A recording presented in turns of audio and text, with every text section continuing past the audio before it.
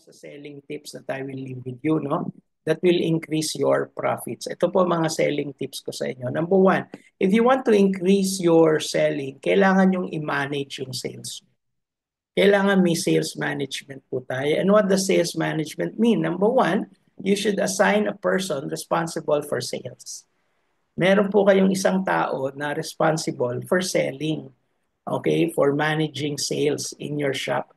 So, ibig sabihin, additional personnel po to. Yes po, additional personnel po talaga siya na siguro 70-30. 30 yung tulong siya sa shop, no? Kailangan marunong din siya ng mga operations sa shop.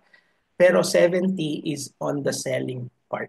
Okay, so ano yung selling part? Yun nga po, yung mga kailangan niya i-monitor ang benta natin, kailangan niyang umisip ng mga pamamaraan kung paano ma-increase ang benta natin. So siya po yung possible na lumalabas at naghahanap ng potential customers, no? Nagpa-flyering, nagli-leafleting, pumupunta sa mga small commercial establishments like derm clinics, spa, ganyan, 'di ba? Para makabuild siya ng connection with the owners. So, yan po ang purpose ng tao na to, no? So, he will set sales targets per day, per week, per month, per year.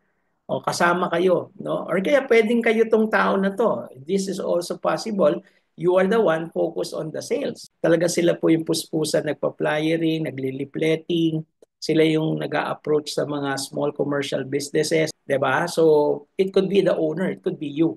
Okay? But if you have other things to do, busy kayo or hindi nyo forte ang sales, you can hire someone who will focus on selling. And then of course, mino-monitor niya yung targets, no? So kung target natin for the month, let's say 200,000 worth of sales, nakakamagkano na ba tayo by the 15th day of the month? So dapat nakangalahati na tayo sa 15th day, 100,000, nangyari na ba yon? Bago magtapos yung buwan, halimbawa 200,000 ang target, nasa 180 pa lang tayo, kailangan push, push, push tayo para makuha yung balance na 20,000 to achieve the 200,000 mark. Tama? So may isang tao po nakatutok dyan.